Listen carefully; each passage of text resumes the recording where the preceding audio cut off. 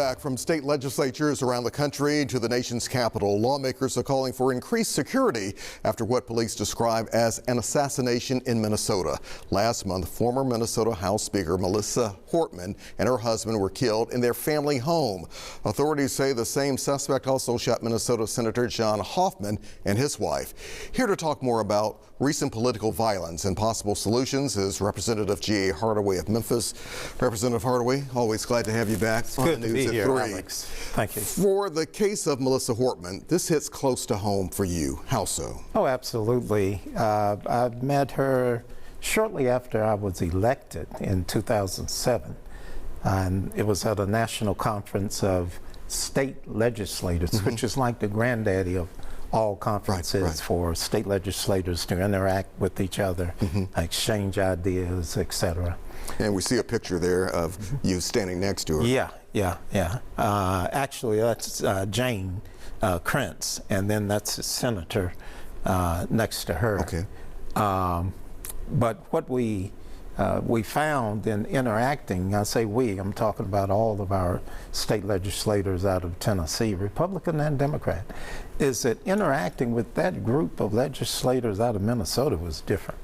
They respected you, they were principled in the way that they presented their information and debated, and at the end of the day, you couldn't help but like them, even if you disliked the policy. And that type of respect among lawmakers is what's missing today overall.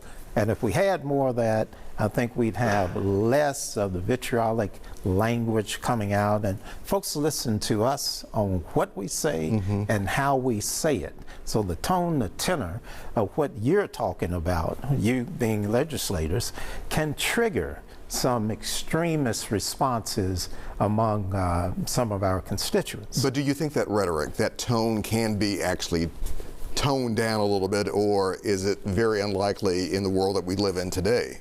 I have to be an optimist. That's why I'm a lawmaker. Always looking and striving for the best in terms of public policy. And we have the kind of interactions behind the scenes which give me hope. And that's Republican legislators and Democratic legislators talking and sharing ideas respectfully with each other, debating policy and not personality issues. So I'm hopeful that some of that will come to the forefront. We've got a few extremists in the profession who are just concerned with raw, naked ambition, political ambition.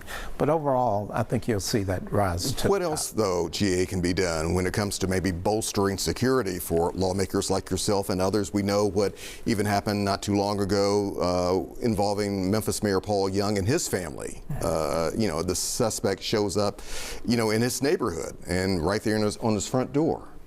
Well, this whole democracy thing, the democratic republic that we serve in, is based upon being available to your constituents. So we're never going to be able to put ourselves in some kind of a capsule to where the public cannot access us and where we can't interact with the public.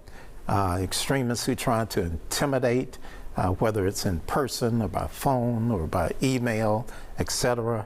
Those who try to impact public policy with showing up with violence, threatened, and those who actually put hands on lawmakers. There's got to be more severe consequences for those individuals to where it deters those type of actions.